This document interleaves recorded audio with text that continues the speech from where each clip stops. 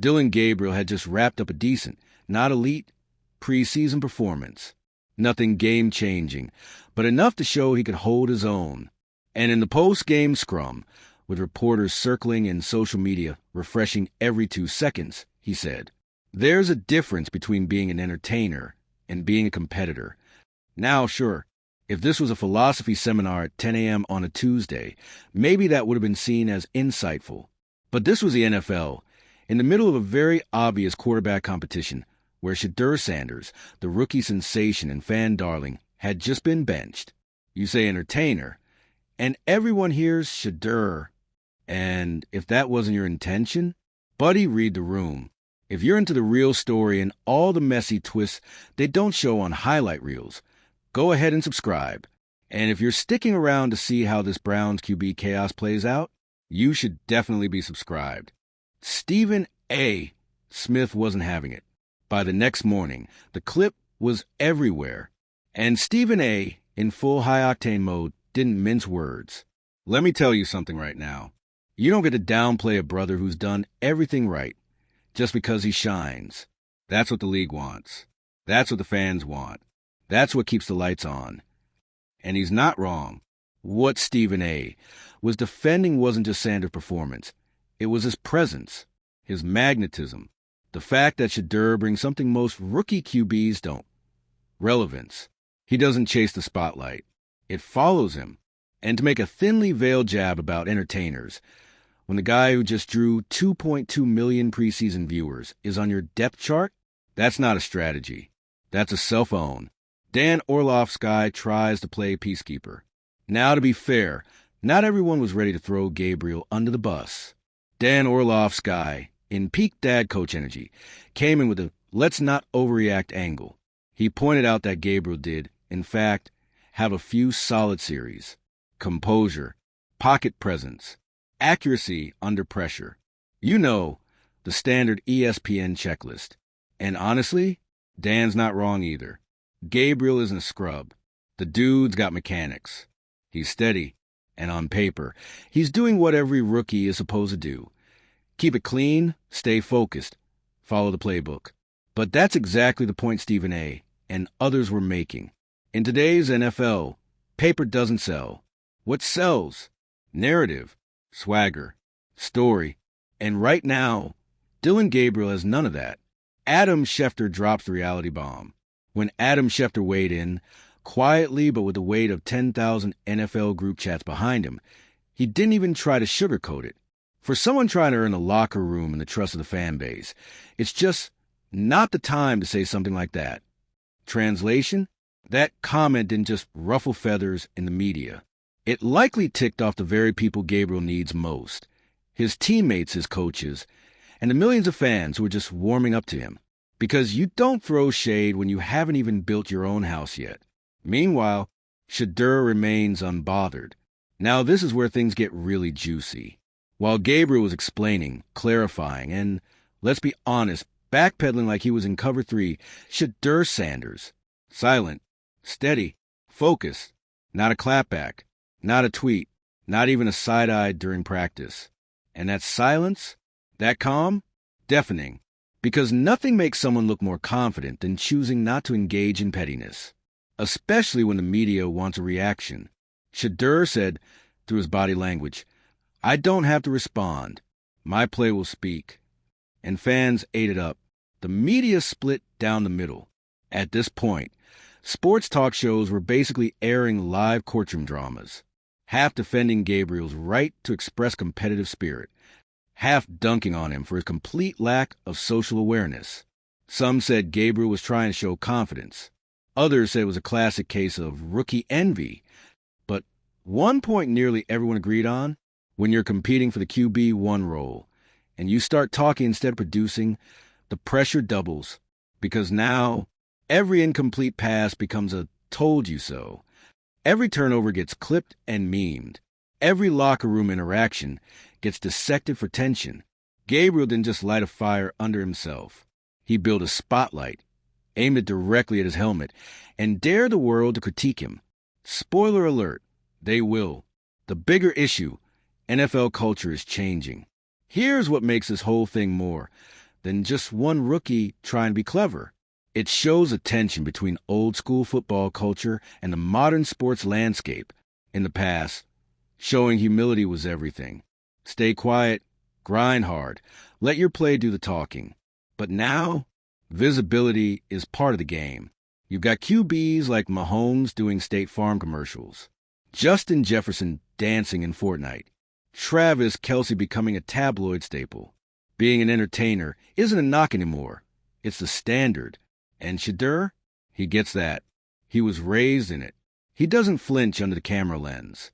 So when Dillon Gabriel tries to position himself as a serious one, it just sounds out of touch. You can be a competitor and a showman. In fact, in 2025, you kind of have to be. Gabriel's reputation is now a tightrope.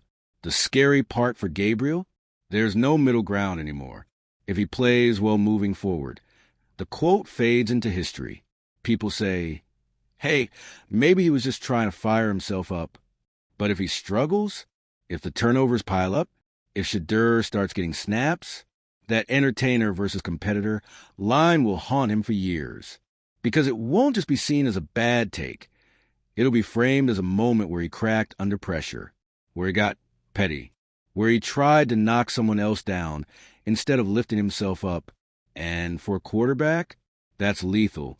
Because no position in football is more tied to leadership, composure, and public perception than QB1.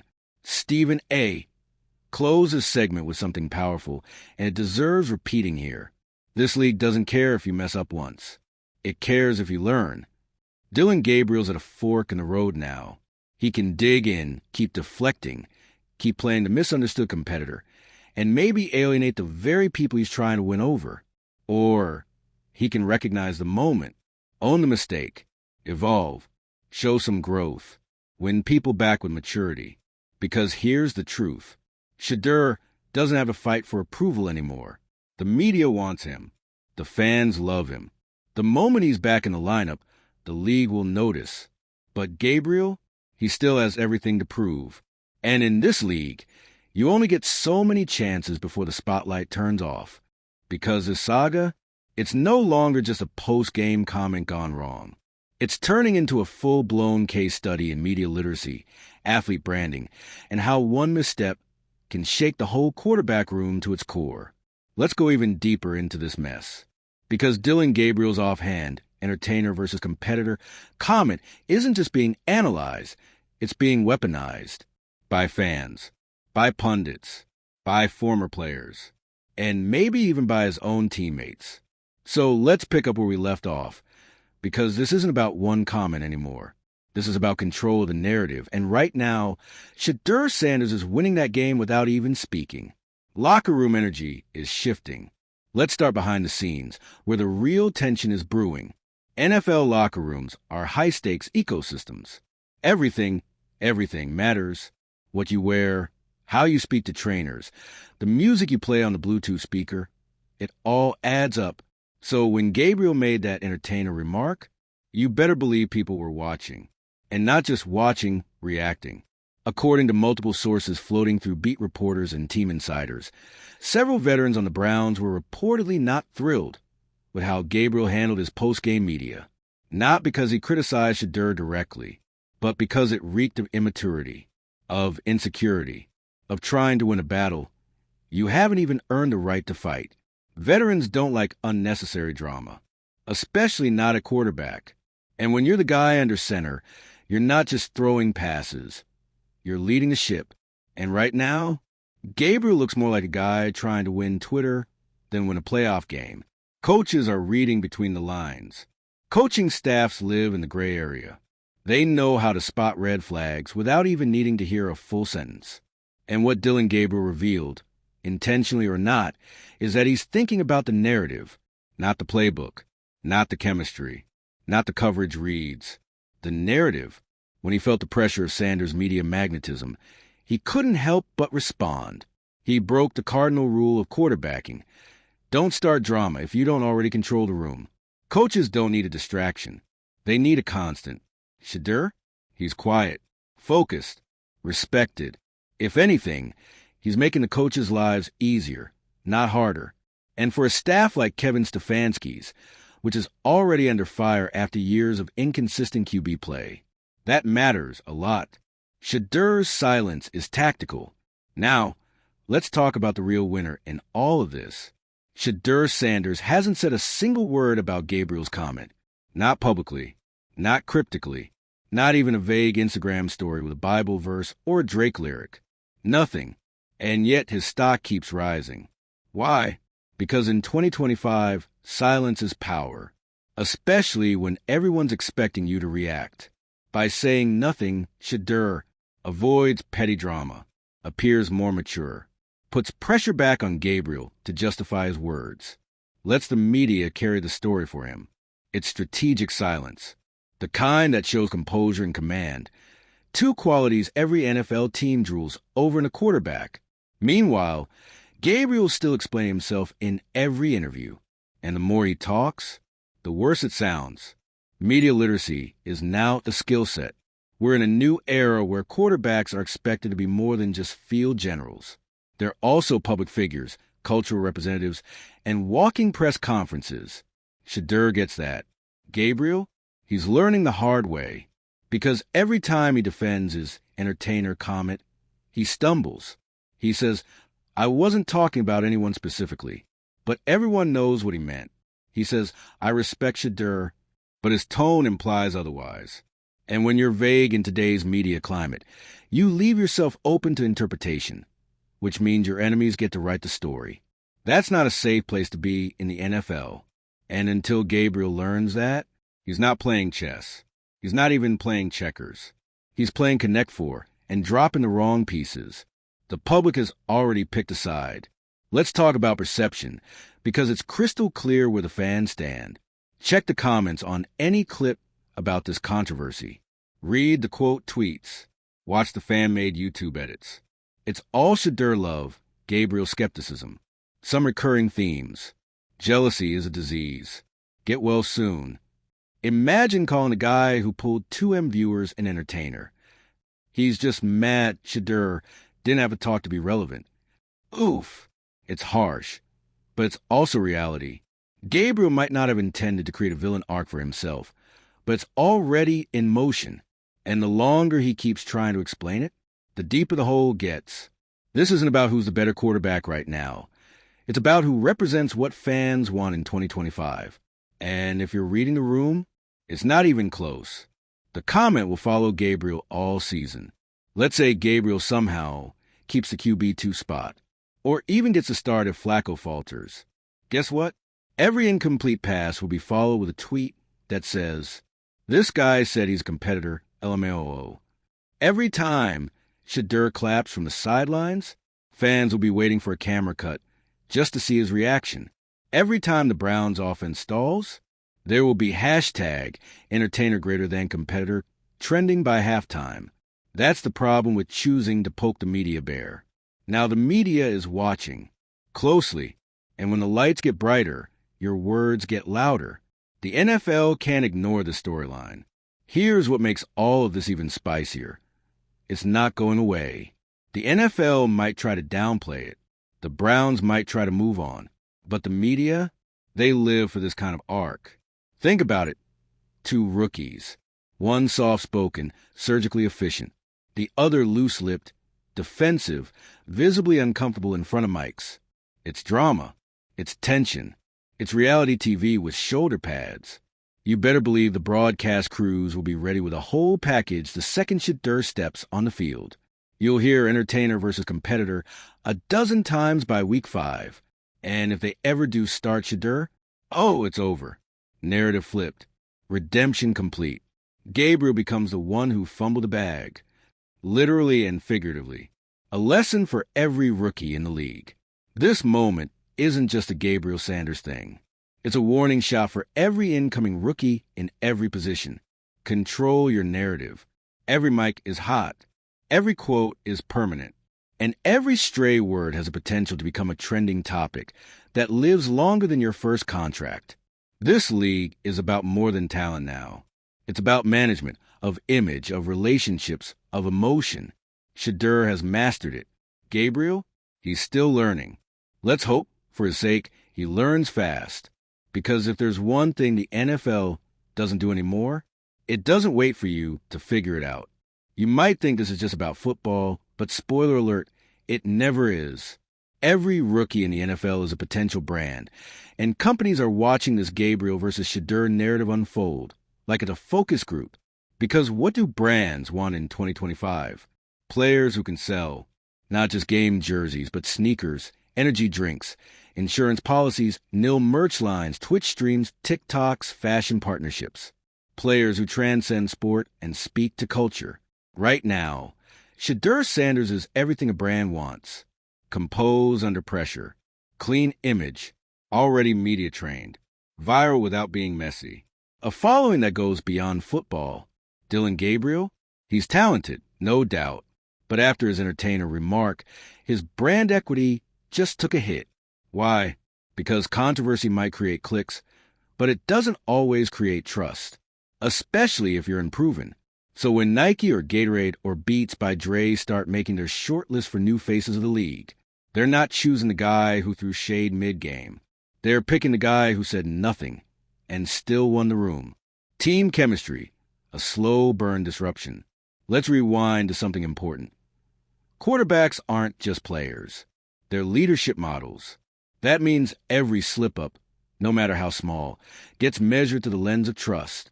So when Gabriel implied that some guys are more flash than substance, whether he meant it that way or not, a few subtle things probably happened in that locker room. Skill position players started looking sideways. Wide receivers and running backs, no media heat brings attention. More attention means more highlights. More highlights equals better contract leverage.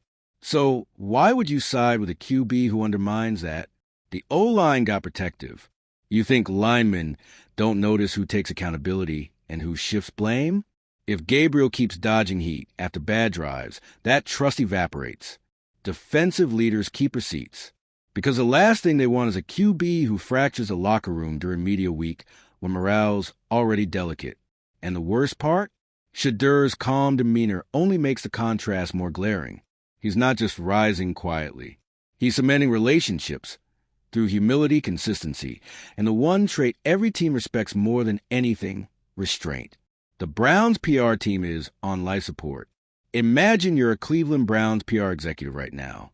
You've got one rookie QB who just lit the preseason on fire, generating nationwide buzz, celebrity interest, and an entire fan movement. And another who accidentally turned his post-game remarks into an NFL-wide controversy that dragged the team into headlines for the wrong reasons. That's your Monday. The Browns' social team now has a dilemma. If they post too much about Shadur, it looks like they're undermining Gabriel. If they post too much about Gabriel, they risk alienating the loudest portion of their fan base. If they stay neutral, they look indecisive. And the Browns already have a reputation for quarterback chaos.